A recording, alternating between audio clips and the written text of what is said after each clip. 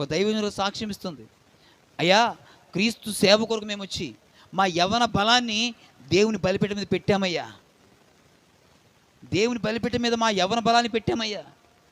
తర్వాత రాబోతున్న బిడ్డల కొరకు, రాబోతున్న ఆ పరిస్థితుల కొరకు మేము ప్రయాసపడలేదయ్యా. దేని కొరకు అంటే ఆత్మల కొరకు ప్రయాసపడుతున్నామని ఒక సేవకురాలు సాక్ష్యం ఇచ్చిందండి. ఒక సేవకురాలు.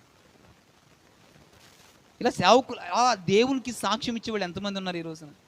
ఏదున్నా లేకపోయినా మాకు దేవుడు ఉంటే చాలండి, ఏదున్నా లేకపోయినా చాలండి, ఏదున్నా లేకపోయినా మాకు పరిశుద్ధాత్మ తోడుంటే చాలండి, మాకు సంఘం ఉంటే చాలండి, బంధువులు లేకపోయినా అని చెప్పేవాళ్ళు ఎంతమంది?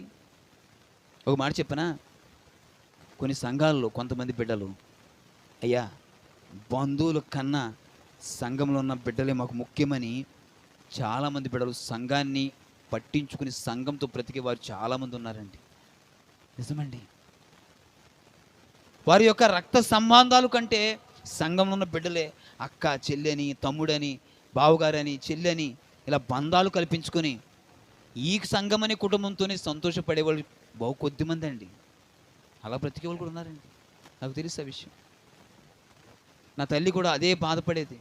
ఎందుకంటే నా తల్లి రక్షణ పొందిన తర్వాత నా తల్లి యొక్క ఆ వస్త్రధారణ, ఆ వస్తువులని తీసేసి ప్రభు పిల్లలుగా బ్రతకాలని, ఆ యొక్క అలంకరణ ఏదైతే ఉందో అవన్నీ ప్రక్కన పెట్టి దేవుని పిల్లలుగా ఉండాలని నా తల్లి ప్రయాసపడుతున్నప్పుడు బంధువులు అనుకునేవారు, ఫంక్షన్లకు పిలిచేవారు కాదు, పెళ్ళిళ్ళకి పిలిచేవారు కాదు. ఎదురొస్తుంటే ఇలాంటి ఆవిడ ఎదురొస్తుంది ఏంటని హేళన చేసే పరిస్థితులు.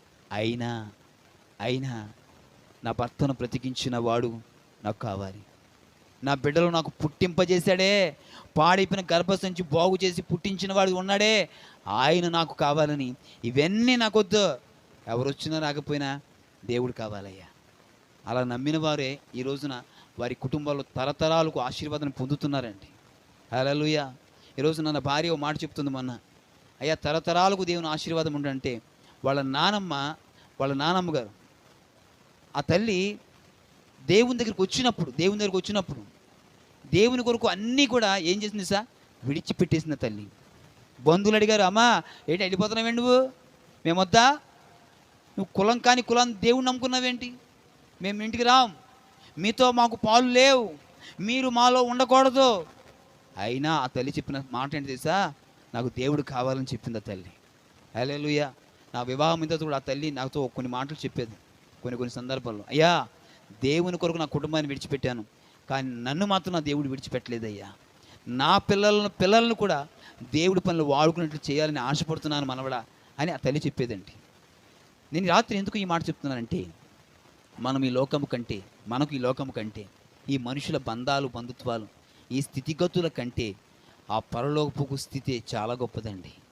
ఆ స్థితి కొరకు మాత్రమే పరిశుద్ధాత్మతో మనం నిలిచి ఉండేవారంగా మనం ఉండాలని పరిశుద్ధాత్మని మాట మనతో రాస్తుంది.